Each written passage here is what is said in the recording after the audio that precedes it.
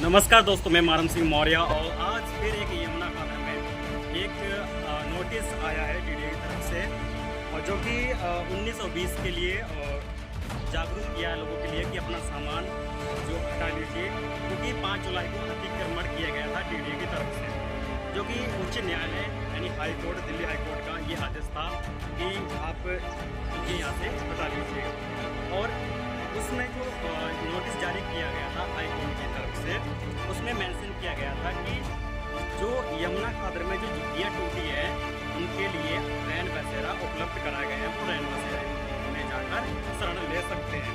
और उनके बेकायदा कॉन्टैक्ट नंबर दिए हैं और रैन बसेरा का नाम दिया है जहाँ पर रैन बसेरा मौजूद है। तो बात ये है कि मेन पॉइंट निकल के आता है कि यहाँ पर जो लोग हैं वो लगभग 40 से 50 साल से रह रहे हैं यमुना खादर मयूर बेसमेंट में, और जो कि लोकल एरिया है, स्लम एरिया है, तो यहाँ पर झुग्गी झोपड़ियाँ बहुत सारी हैं और लगभग 3,500 यहाँ पर वोटर हैं और नए यूथ जो हैं उनके वोटर बनने को भी हैं। तो आज का ही नोटिस था ये, जो कि आज ये मेरे को अभी तुरंत मिला है, जो कि डीडीए की तरफ से और लगाए गए हैं और उन लोगों के लिए सामान भरने को बोला है। उनकी झुग्गियाँ तोड़ दी, उन्हें सामान भरने को बोला कि यदि आप सामान नहीं ले जाएंगे तो आपका सामान भर लिया जाएगा या दबा दिया जाएगा। ठीक है, तो ये बहुत ही गलत बात एक तरीके से। और हमारा देश, हमारे पीएम बाहर के लोगों को, हिंदुओं को शरण देते हैं हिंदुस्तान में कि आप यहाँ रह सकते हैं। ठीक है, जो यहाँ के मूल निवासी हैं, जो यहाँ का जीवन, जिनकी इस मिट्टी से रिश्ता जुड़ा हुआ है, उनके लिए कोई व्यवस्था नहीं की गई है और उनके लिए उन्हीं के देश में उन्हें शरणार्थी बना दिया गया है। और ये बच्चे हैं, बहुत सारे बच्चे हैं जो पढ़ने जाते हैं यहाँ पे, लगभग इस इस्लाम एरिया से, इस यमुना खादर से तकरीबन 250 से लेके 500 के बीच में बच्चे पढ़ने जाते हैं, जो कि 10वीं बोर्ड है, 12वीं बोर्ड है, और इन बच्चों पे ज़्यादा असर पड़ता है और इनके जो फ्यूचर है, भविष्य है, बहुत ही ख़राब हो जाता है। जैसा कि आप देख रहे हैं कि ये बच्चे हैं, ये थोड़े बच्चे हैं, जैसा कि मैंने इस वीडियो में दिखाया है। और हमारे साथ सर भी हैं जो कि मेरे गुरु हैं। सर नमस्ते। तो सर ये सर हमारे हैं, और जब मैं छोटा था तो मैं सर के पास मेरे चाचा ले गए थे एडमिशन कराने के लिए। तो यहाँ पे बगिया है, बनपुल नाम से स्कूल है, जो कि एक सरदार जी हैं वो चलवा रहे थे। और सर थोड़ा कुछ बताइए कि आप इससे पहले के यहाँ पढ़ा रहे हैं बच्चों के लिए, आपको ज़्यादा एक्सपीरियंस है। यहाँ तो काफ़ी सालों से लोग झुग्गी झोपड़ी में रह रहे हैं, और मैं जब आया था 2002 में, तो मैंने ये जो बात में बच्चे घूमते फिरते रहते थे इधर उधर, तो उनको पढ़ाना मैंने शुरू किया। तो झुग्गी झोपड़ी वाले बच्चों के लिए लगातार पढ़ाया। बड़ी दूर संस्था में एक सरदार जी असलवाना थे, इसी 207 सोसाइटी में रहते हो, तो वो मदद करते थे बच्चों के लिए, काफ़ी किताब पेंसिल देते थे, तो मैं वहाँ पर बच्चों के लिए शिक्षा देता था। तो यमुना खादर में पहली जो स्कूल थी वो बनफूल नाम से स्कूल था, जो कि सर पढ़ाने का कार्य कर रहे थे। और हमारा जो बचपन था उस समय जब हम एडमिशन लेने गए थे, तो उस समय हमारी एज तकरीबन 4 साल की होगी, 4-5 साल की। तब हम एडमिशन लेने गए थे सर के पास, और उस समय हम तीसरी क्लास तक पढ़ाई की थी सर के पास। फिर उसके बाद हम दूसरी जगह चले गए। तब से यहाँ पे सर पढ़ा रहे हैं, और अब भी इनका स्कूल है, आप भी पढ़ाने का कार्य कर रहे हैं, और भी टीचर हैं जो पढ़ाने का कार्य कर रहे हैं।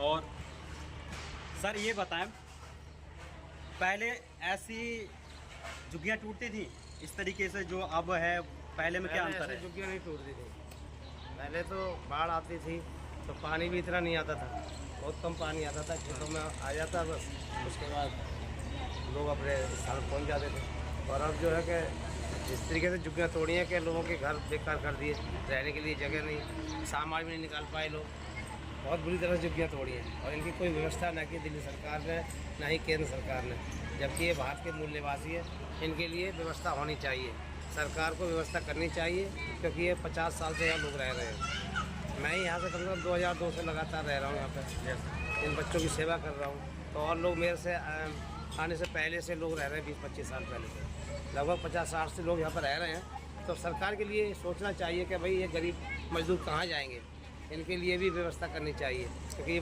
भारत के मूल निवासी हैं, कोई बाहर के विदेशी तो है नहीं। तो सर जैसा कि जो 25 मई का जो लोकसभा चुनाव था, उससे पहले यमुना खादर में एक बहुत ही बड़ी हलचल थी। यहाँ पे 100% हिंदू कम्युनिटी यानी हिंदू लोग रहते हैं, और बीजेपी ने वादे किए थे जहाँ झुग्गी वहाँ मकान। जबकि एक जो अभी निगम पार्षद है श्रीमती रेणु चौधरी जी, और उनका अभी एक भाषण है, वीडियो है उनका, मैंने डाल रखा है, आप बेकायदा आप देखेंगे। तो क्या उन्हें कोई बीजेपी का कार्यकर्ता यहाँ आया देखने को? आज तक कोई भी नहीं आया जब से झुग्गी टूटी है। यानी 5 तारीख से सब लोग बेघर हो गए हैं। कोई भी ना निगम पार्षद आए, ना कोई सांसद आए, ना विधायक, किसी नेता ने ना पूछा। जब वोटों का टाइम आता है जब ही आते हैं और बस ऊंची ऊंची बातें करते हैं कि हम ये कर देंगे, वो कर देंगे, आपके लिए जगह दिलाएंगे और आपको सब सुविधाएँ दिलाएंगे। लेकिन बाद में जब झुग्गियाँ टूटी हैं तो कोई भी पूछने तक नहीं आया। तो गाइस किसी ने बात ना की। ये सर की बात बहुत अच्छी लगी मेरे को। जब वोट लेने के बाद, लेने से पहले आपको इतने सपने दिखाएंगे कि आपका मकान देंगे, ये देंगे, मगर जब वोट लेने के बाद आपको अपना असली रूप दिखाई देंगे।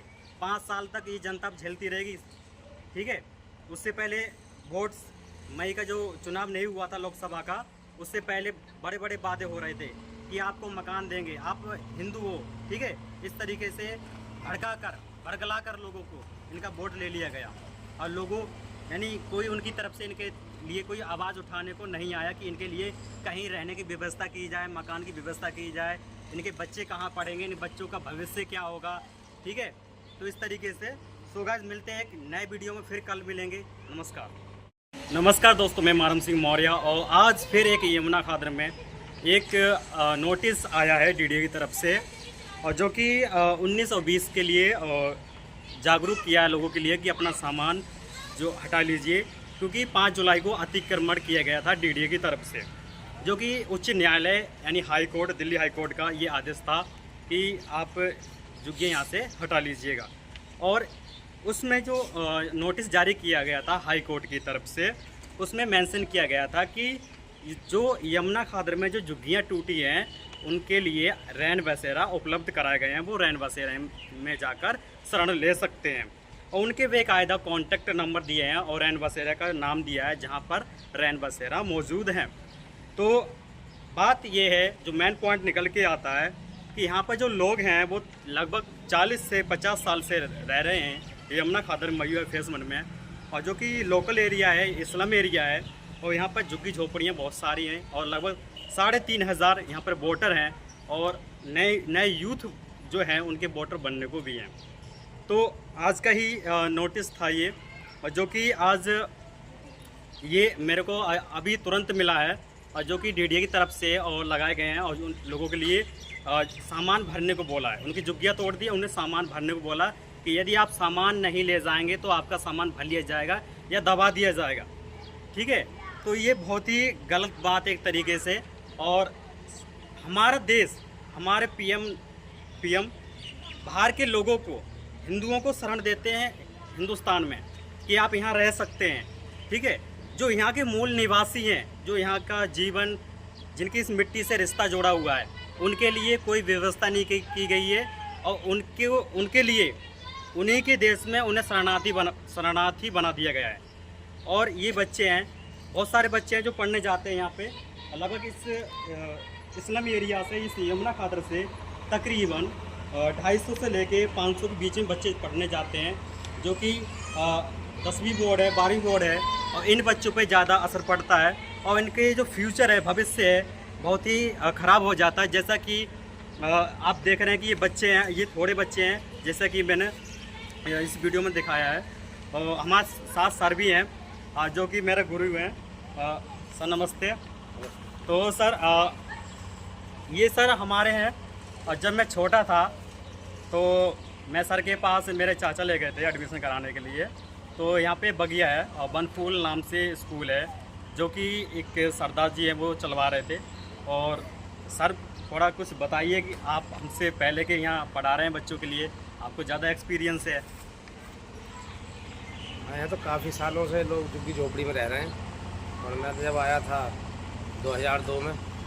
तो मैंने ये जो फुटपाथ पर बच्चे घूमते फिरते रहते थे इधर उधर, तो उनको पढ़ाना मैंने शुरू किया था। और झुग्गी झोपड़ी वाले बच्चों के लिए लगातार पढ़ाया। बनपुर संस्था में एक सरदार जी एस लोबाना थे, C207 सोसाइटी में रहते हैं वो, तो वो मदद करते थे बच्चों के लिए, काफ़ी किताब पेंसिल देते थे। तो मैं वहाँ पर बच्चों के लिए शिक्षा देता था। तो यमुना खादर में पहली जो स्कूल थी वो बनफूल नाम से स्कूल था, जो कि सर पढ़ाने का कार्य कर रहे थे। और हमारा जो बचपन था उस समय जब हम एडमिशन लेने गए थे, तो उस समय हमारी एज तकरीबन 4 साल की होगी, 4-5 साल की।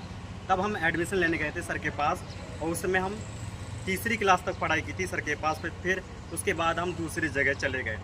तब से यहाँ पे सर पढ़ा रहे हैं, और अब भी इनका स्कूल है, आप भी पढ़ाने का कार्य कर रहे हैं, और भी टीचर हैं जो पढ़ाने का कार्य कर रहे हैं। और सर ये बताएं, पहले ऐसी झुग्गियाँ टूटती थी इस तरीके से जो अब है, पहले में क्या अंतर है? झुग्गियाँ नहीं टूटती थी। पहले तो बाढ़ आती थी तो पानी भी इतना नहीं आता था, बहुत कम पानी आता था, खेतों में आ जाता बस। उसके बाद लोग अपने स्थान पहुँच जाते थे। और अब जो है कि जिस तरीके से झुग्गियाँ तोड़ी हैं कि लोगों के घर बेकार कर दिए, रहने के लिए जगह नहीं, सामान भी नहीं निकाल पाए लोग, बहुत बुरी तरह से झुग्गियाँ तोड़ी हैं। और इनकी कोई व्यवस्था न की दिल्ली सरकार ने, न ही केंद्र सरकार ने, जबकि ये भारत के मूल निवासी है। इनके लिए व्यवस्था होनी चाहिए, सरकार को व्यवस्था करनी चाहिए, क्योंकि ये 50 साल से यहाँ लोग रह रहे हैं। मैं ही यहाँ से कम से कम 2002 से लगातार रह रहा हूँ यहाँ पर, इन बच्चों की सेवा कर रहा हूँ। तो और लोग मेरे से आने से पहले से लोग रह रहे हैं, 20-25 साल पहले से, लगभग 50-60 से लोग यहाँ पर रह रहे हैं। तो सरकार के लिए सोचना चाहिए कि भाई ये गरीब मजदूर कहाँ जाएंगे, इनके लिए भी व्यवस्था करनी चाहिए, क्योंकि भारत के मूल निवासी हैं, कोई बाहर के विदेशी तो है नहीं। तो सर जैसा कि जो 25 मई का जो लोकसभा चुनाव था, उससे पहले यमुना खादर में एक बहुत ही बड़ी हलचल थी। यहाँ पे 100% हिंदू कम्युनिटी यानी हिंदू लोग रहते हैं, और बीजेपी ने वादे किए थे जहाँ झुग्गी वहाँ मकान। जबकि एक जो अभी निगम पार्षद है श्रीमती रेणु चौधरी जी, और उनका अभी एक भाषण है, वीडियो है उनका, मैंने डाल रखा है, आप बेकायदा आप देखेंगे। तो क्या उन्हें कोई बीजेपी का कार्यकर्ता यहाँ आया देखने को? आज तक कोई भी नहीं आया जब से झुग्गी टूटी है। यानी 5 तारीख से सब लोग बेघर हो गए हैं। कोई भी ना निगम पार्षद आए, ना कोई सांसद आए, ना विधायक, ना किसी नेता ने पूछा। जब वोटों का टाइम आता है जब ही आते हैं, और बस ऊंची ऊंची बातें करते हैं कि हम ये कर देंगे, वो कर देंगे, आपके लिए जगह दिलाएंगे और आपको सुविधाएँ दिलाएंगे। लेकिन बाद में जब झुग्गियाँ टूटी हैं तो कोई भी पूछने तक नहीं आया। तो गाइस किसी ने बात ना की। ये सर की बात बहुत अच्छी लगी मेरे को। जब वोट लेने के बाद, लेने से पहले आपको इतने सपने दिखाएंगे कि आपका मकान देंगे, ये देंगे, मगर जब वोट लेने के बाद आपको अपना असली रूप दिखाई देंगे। 5 साल तक ये जनता झेलती रहेगी, ठीक है। उससे पहले वोट मई का जो चुनाव नहीं हुआ था लोकसभा का, उससे पहले बड़े बड़े वादे हो रहे थे कि आपको मकान देंगे, आप हिंदू हो, ठीक है। इस तरीके से भड़कला कर लोगों को इनका वोट ले लिया गया, और लोगों यानी कोई उनकी तरफ से इनके लिए कोई आवाज़ उठाने को नहीं आया कि इनके लिए कहीं रहने की व्यवस्था की जाए, मकान की व्यवस्था की जाए, इनके बच्चे कहाँ पढ़ेंगे, इन बच्चों का भविष्य क्या होगा, ठीक है। तो इस तरीके से सो गाइस मिलते हैं एक नए वीडियो में, फिर कल मिलेंगे। नमस्कार।